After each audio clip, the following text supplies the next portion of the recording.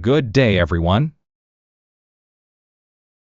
In this experiment, we will discuss the compressive and flexural strength of wood. Wood is a natural construction material widely used in structural applications because of its strength, durability, and availability.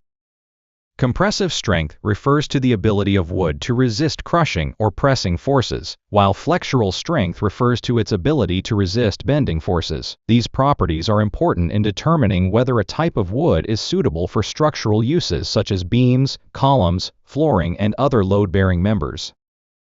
In this activity, different wood samples were prepared and tested using the Universal Testing Machine, or UTM. The experiment aims to determine how much load the wood can withstand before failure and to understand the importance of wood strength in civil engineering practice. The objectives of this experiment are to determine the compressive and flexural strength of wood and to understand their importance in civil engineering applications. At the end of the activity, the students should be able to determine the compressive and flexural strength of wood, recognize its relevance in structural engineering, and apply the proper testing techniques and skills used in professional engineering practice. In this experiment, we determined the compressive and flexural strength of wood.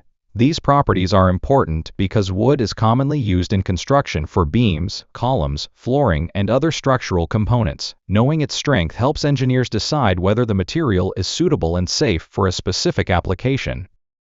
Compressive strength refers to the ability of wood to resist crushing forces. During the test, the wood specimen was placed in the testing machine and subjected to gradually increasing load until failure occurred. The maximum load carried by the specimen was recorded and used to determine its compressive strength. On the other hand, flexural strength refers to the ability of wood to resist bending forces without breaking. In this test, the specimen was supported at both ends while load was applied at the center. As the load increased, the wood bent until it finally failed. The result showed how much bending stress the wood could withstand.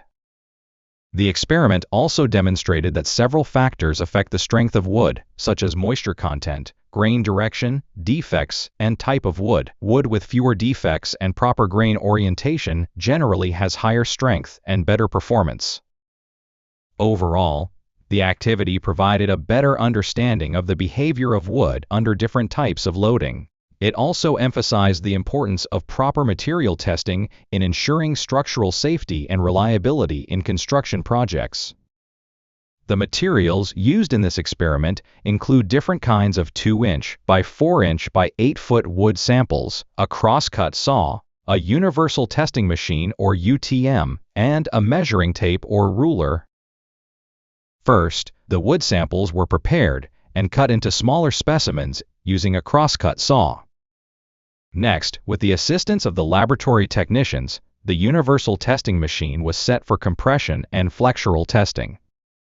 After that, the wood specimen was carefully placed inside the machine, and the testing process started by gradually applying load to the sample. As the load increased, the wood specimen eventually failed or broke. The maximum load and observations were then recorded. The same procedure was repeated for all remaining wood samples to compare their compressive and flexural strengths.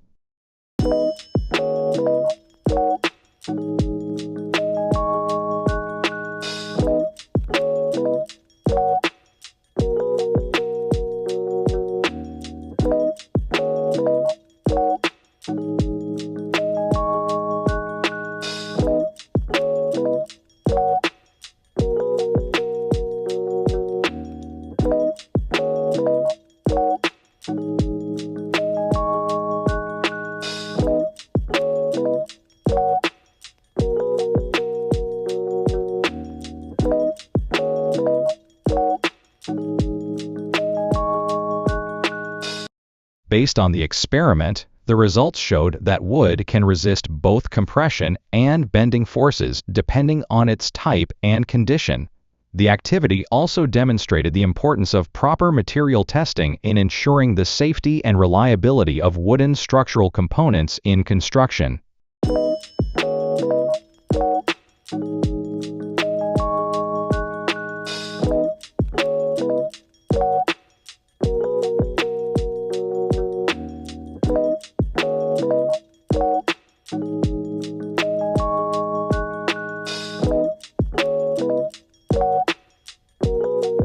Thank you for watching.